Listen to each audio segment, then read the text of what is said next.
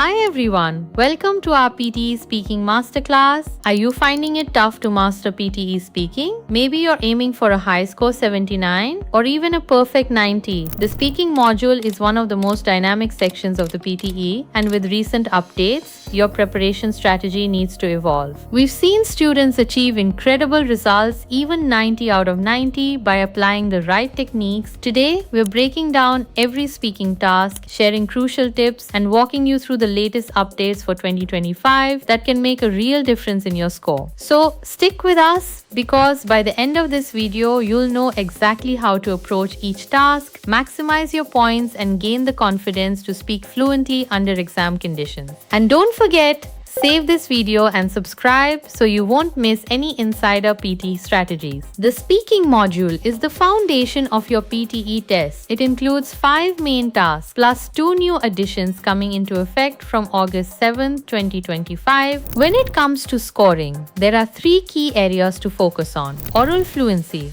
how smoothly you speak; pronunciation, how clearly you articulate each word; and content, the relevance and accuracy of what you say. Let's start with task 1, read aloud, or RA. This task carries around 20 to 22 points toward your speaking score. Previously, it also added to your reading score. But here's the big update. From August 2025 onward, read aloud counts only towards speaking. That's an important change to keep in mind when planning your preparation. Technique-wise, speak at a steady, consistent pace with a flat, stable pitch. Pause naturally at full stops and necessary commas, but avoid overdoing it. No need to pause at every comma. Pro tip: if you finish reading the passage before the timer ends, click next immediately. Don't wait for the clock to run out. Finishing efficiently can help you stay relaxed and focused for the rest of the test. Next up is task 2, repeat sentence, or RS. This task is crucial because it contributes not only to your speaking score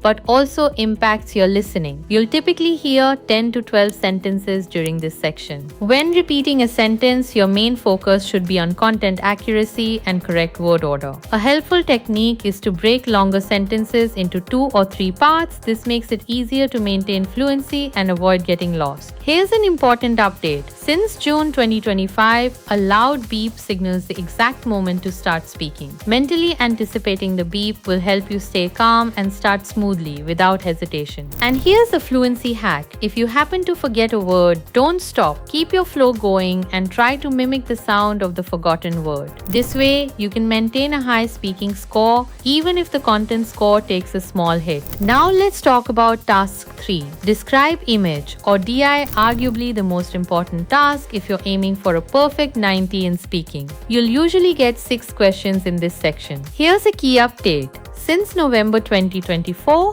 human evaluation or double scoring has been implemented. This means your content and delivery are being carefully assessed. So accuracy really matters. When describing an image, your focus should be on trends and correlations. For example, discuss relationships between data points like X and Y values, and avoid mentioning irrelevant details such as random colors or shapes. Speaking style is also critical. Speak naturally, not too fast, and don't worry if you use or once or twice. It actually humanizes your response and prevents penalties for sounding overly scripted. Finally, regarding templates, use a flexible structure, not a rigid script. Aim to speak for 25 to 35 seconds, giving enough time to cover the key points clearly while staying concise. Next is task 4. Retell lecture, or IL. This is an integrated task contributing to both speaking and listening, and you'll usually get 2 to 3 questions. When tackling this task, your focus should be on meaningful phrases or chunks, not just isolated keywords. Understanding the content is far more important than memorizing random words. Note-taking is essential. Use quick shorthand, focusing on nouns, verbs, and noun phrases. This makes it easier to reconstruct the lecture accurately when speaking. For your response, follow a flexible template structure. Link your notes using connectors like the speaker was talking about, moreover, additionally, furthermore, lastly. Pro tip: speak naturally. Avoid over-rehearsed answers because sounding too scripted can actually lower your score. The key is to combine accuracy with a natural delivery. Now let's cover task 5. Answer short question or ASQ. This task is a minor contributor, adding roughly 6 to 7 points to your listening score, so it doesn't weigh heavily on speaking. Technique-wise, the key is simple. Answer in one or a few words. Don't overthink your response and avoid repeating the question. Just give a concise, accurate answer. Even though it's small, completing this task efficiently helps maintain your rhythm and confidence throughout the speaking section. Now let's look at the two new speaking tasks introduced from August 2025. Task 6. Respond to a situation, or RTS, presents you with a hypothetical scenario. You read and listen, then respond in about 40 seconds. When answering, use appropriate greetings. Speak in the first person and address the situation directly. Keep your response clear and concise, aiming for 3 to 4 sentences that fully address the scenario. Next is Task 7. Summarize a group discussion, or SGD. Here, you'll listen to a 2-3 minute multi-speaker discussion and summarize the main points in 40 seconds. This is an integrated task, contributing to both speaking and listening, roughly 15 points each. The key is to take meaningful notes and summarize fairly. Use linking phrases like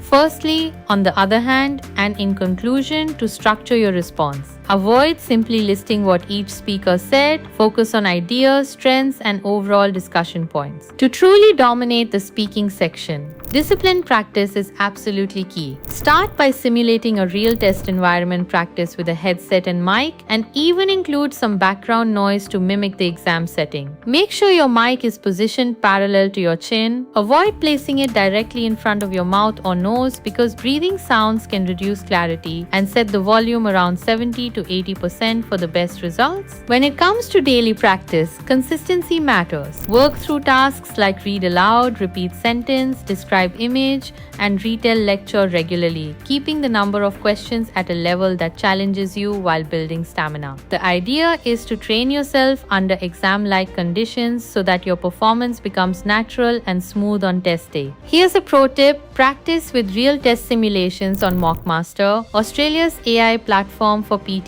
You can create a free account and get unlimited AI scoring for all speaking tasks, giving you immediate feedback on your strengths and areas to improve. And if you're looking for personalized coaching or expert guidance, visit oneaustralia.com. Their programs are flexible, result-driven, and led by experts who know the exam inside out, helping you turn practice into real score improvements. Hit follow and subscribe so you don't miss our weekly test hacks, templates, and insider strategies that few people know about. Remember, with the right practice, even that beep can become your biggest score boost and help you reach your target PTE speaking score.